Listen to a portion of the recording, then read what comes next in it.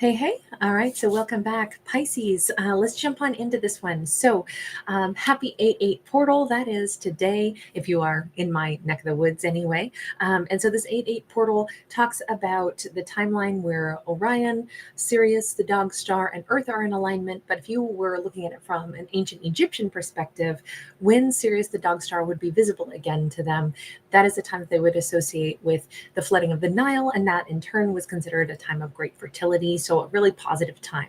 I kind of look at this as like this threshold moment. Now, if you add everything up, of course, this is 8-8 is the date today, but this is 2024, which also rounds out to an 8. By the way, this is the month that I happen to turn 44, so that also becomes an 8. So just it's kind of a fun time in my mindset as well. This is not my birthday. My birthday is not till the end of the month, but still, it just kind of all fits together. FYI, this is a good moment for me to mention I will post a little update at some point to just remind everybody, but sometime during this month, I'll be going live and doing some celebration free card pulls and such for my subscribers to celebrate my birthday, because that's always kind of what I like to do around my birthday. So with that in mind, just wanted you guys to know to keep your eyes peeled for that, keep your notification bells turned on. So now for this storytelling, I did a pre-shuffle as I've done for each zodiac, and I really wanted to stick with some of the Egyptian decks for this storytelling. And again, conceive of the idea that this is a time of great fertility. So we start out in the pre-shuffle with, this is actually, we would consider it the Knight of Wands, and it's in the reverse. In this deck, though, this is a little different. It's the Warrior of Scepters. And if we take a quick peek here, we can see that he holds this, well, we would call it a mace up over his head. This in ancient Egypt, this particular item was known for two main different reasons. One was as a weapon, and then the other thing it was used for was actually in ceremonial, particularly like ceremonial, I'll say like representations between the pharaoh and specifically his military. Many of the royals that we find in ancient Egypt will be buried amongst some of these ceremonial maces or scepters. And so here we have this like warrior who's obviously got it raised up overhead, and he's kicking up sand because he's running around, showing that he's like ready for action. Here's the thing, this card came out in the reverse.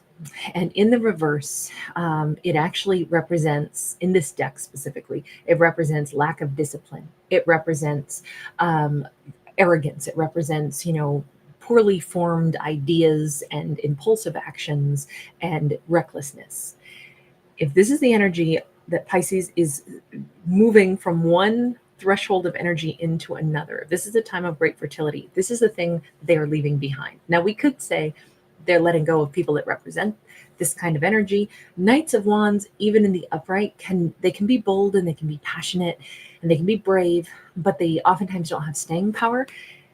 In the reverse, this is all the negative attributes, and we really don't want this around anyhow. So I kind of feel like this is a time where to me, it feels like Pisces is saying, I'm not dealing with arrogant. I'm not dealing with people that want power, people that flex. I'm not dealing with the kind of energies that surrounded me before. If there is a particular person who, all these attributes could be associated with, I don't think Pisces is dealing with this anymore as they step through this gateway. Now, what I was going to say is I wanted to ask, what is the like celestial energy? But we actually got the not necessarily anything from the cosmos, but rather the card of ice came out. So the energy that is surrounding Pisces during this time period is the conscience compound, the Arctic. But for elegance, ice loses most of its watery traits as it freezes, trading in for earth rigidity, airy lightness, and fiery burns. All crystals form out of air or liquid, like divine messages, if only heard for a moment before melting away. I would, very poetically said on this card, but I would say this. I think a lot of emotions are about to like crystallize. And I kind of think that this is a fiery energy being combated with the ice energy. I think Pisces has learned something. They have gotten the message from their guides that this kind of energy I don't want in my life anymore, so I'm going to freeze it out. This could be that Pisces is literally doing something symbolic, writing this person's name on a piece of paper and putting it in the freezer to say, I'm not going to deal with this now. Maybe I'm not going to deal with this at all anymore. Maybe I'm taking on a more icy cold persona because I've learned this is not what I want to invite into my life. It feels kind of like Pisces is stonewalling energies that they don't want entering their world. Chaos, lack of discipline, any of that kind of vibe, I don't think they want anything to do with it. And this doesn't have to be like an impulsive lover that Pisces is like just blocking and they're not going to answer that person's, late night booty calls anymore. It could be that, but I think it's more broad than that. I think anything that feels chaotic, anything that feels like there's a constant, just like, let's say, forms of entertainment that bombard Pisces. It's like, you know what? I don't want to get a bunch of, entertainment that doesn't have any uplifting message or doesn't seem like it adds value into my life. I don't want to deal with stuff anymore that takes up my time, but doesn't actually provide me with much more than this little splash of chaos. I think Pisces is basically wanting more profound messages and experiences and people in their life. Okay. We just got a lifetime. How perfect is that?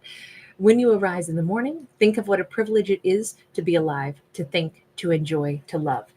I mean, plain and simple, this looks very much like we have a Pisces who is very ready to live their life in a very meaningful way.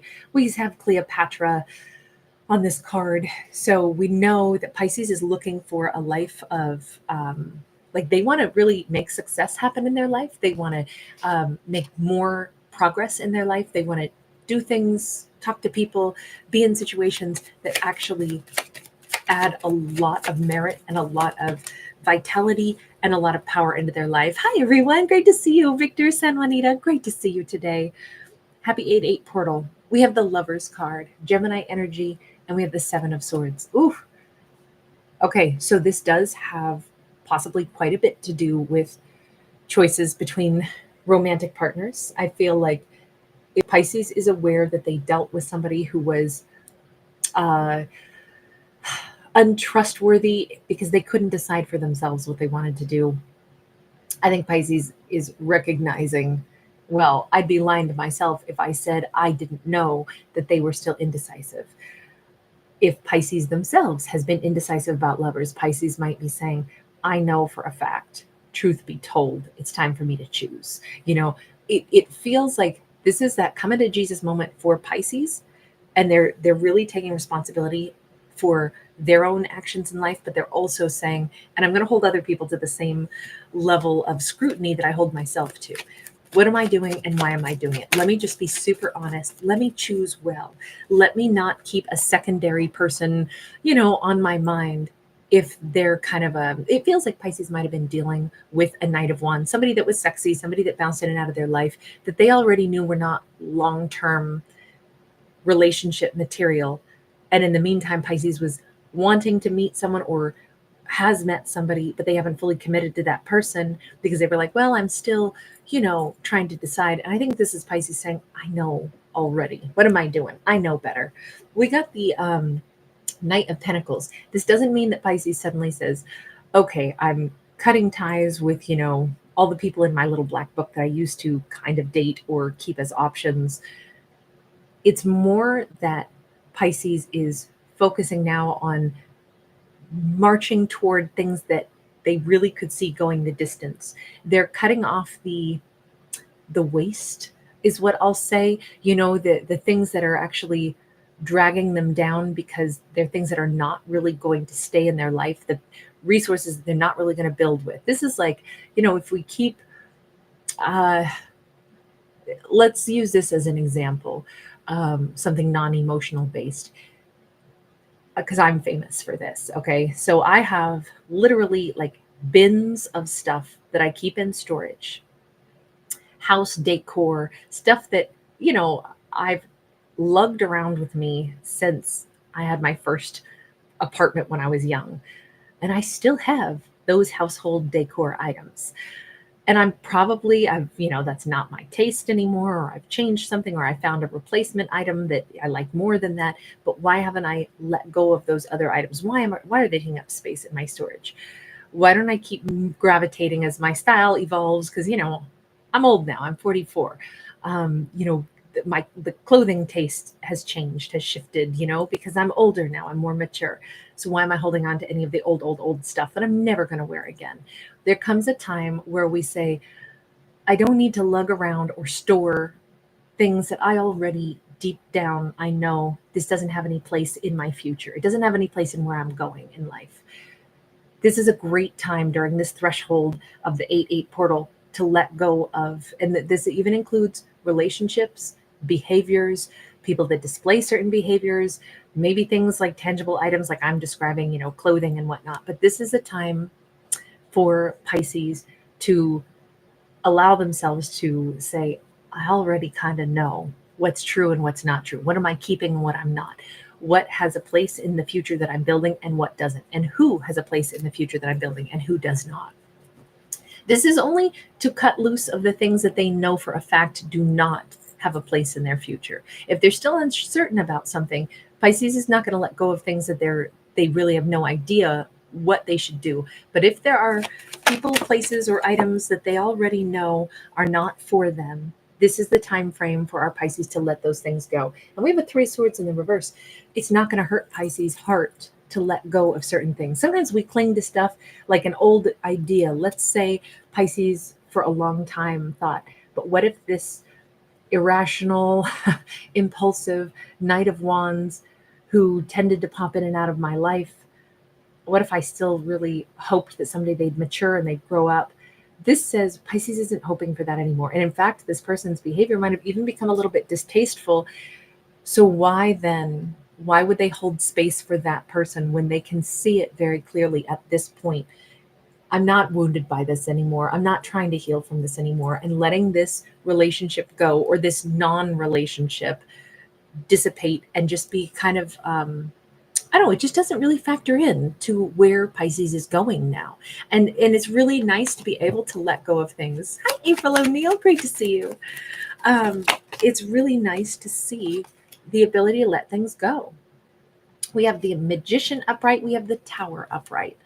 Really strong, really powerful energy of new choices, new manifestation. But in order to manifest all the new, this storyline says Pisces really had to let go of some of the, I'll say, the weight that they were carrying around from things of the past, which to me, that makes perfect sense, to let go of the weight, to let go of the things that were, sorry, everybody, to let go of the things that were just heavily bogging them down so that they can fully manifest. This this says point blank that Pisces' ability to have the life, the love, the abundance that they want was actually being pretty hindered by possibly one particular romantic endeavor that was never really going to be the person that Pisces was going to end up with. But this is now the time that Pisces can see that clearly, and it's not painful, and it's not hurtful, and it's not a loss at all. What it was a hurdle to being able to call in what Pisces actually wants for themselves, and they can see it this way. Maybe that sounds rude to be, but I don't get to pick the cards. This is what popped out. This feels like it's just so obvious to Pisces, and I don't think it's rude because this energy sucks. This is not the kind of energy that is easy to deal with. And if that is the kind of person that Pisces was tangoing with, there was no growth. There was no way to grow. But if we keep spending our time waiting for someone, or worse, engaging with someone who literally is not the person that we're going to grow with and build with, they don't have the attributes, they don't have the growth, they're not matching us, they're not attempting to match our frequency, and we don't want to match theirs because it's not a frequency that allows for much growth, then the only thing to do is to let this go. That feels amazing. And as we can see, this is what the universe has been trying to say for a while. The Tower comes in to say, hey, babe, this one's not for you. You got something better up ahead, but I need you to turn your attention to what's better and what's up ahead.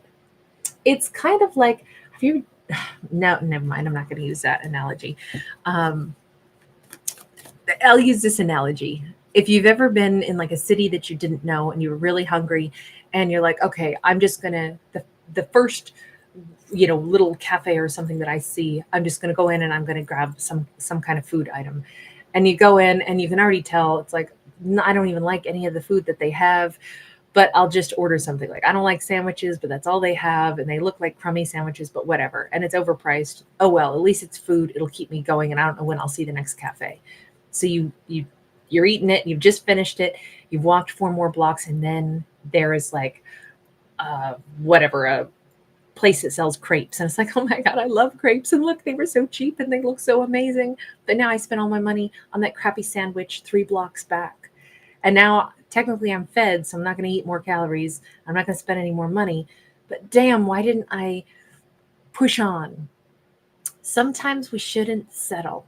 Now, obviously, if we're ravenous, we have to eat something. But this was talking more about like emotional fulfillment. If somebody is not going to be emotionally fulfilling, should we really say, okay, well, at least it's a warm body beside me? I mean, no, we don't get along. No, they're pretty erratic, but hey, it's at least I have a partner. Or should we go ahead and say, no, I'm going to push on through and keep, I'd rather be single for a while and go ahead and meet the person that might be right for me up ahead, even if it takes a lot longer. I think it would be better. Well, that's the mindset of the Pisces, and that is exactly what they will end up with. Pisces could technically end up with a Virgo or Gemini as well, but whatever it is that they are manifesting for themselves from this point forward is super positive. We have a 9 of Cups in the reverse, but the Strength card upright. We could have a Leo in the future, and this is so funny because the person Pisces ends up with could be an individual who, first off, they never would have dreamed would be a match for them, never dreamed would make them happy.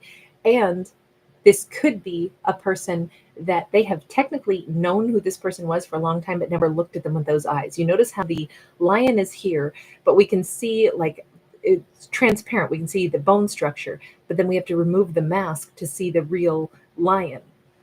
I think it's going to be a pretty big shocker that Pisces amazing partner could be somebody who's been in their general vicinity for a long time and they just never saw this person with these eyes. It's hard to see anybody when we're tangled up with this kind of character because this takes a lot of energy. They're loud. They tend to, draw attention. Knights of Wands are always catchy, but there's not much substance, especially in the reverse. But I think they were preventing Pisces from seeing the right person for them. All right, I love this. I love the change in this. Hey, hi, Cammie. Thank you for being here. Cousin Kate's telling your business. I love it. That's like my favorite comment of the day. So good to see you, hon. Shirley, my pleasure, honey. Hi, Bonita De Rosa. Thank you for stopping by. All right, you guys, take care. I will see you again this weekend for sure. All right, bye for now. Lots of love.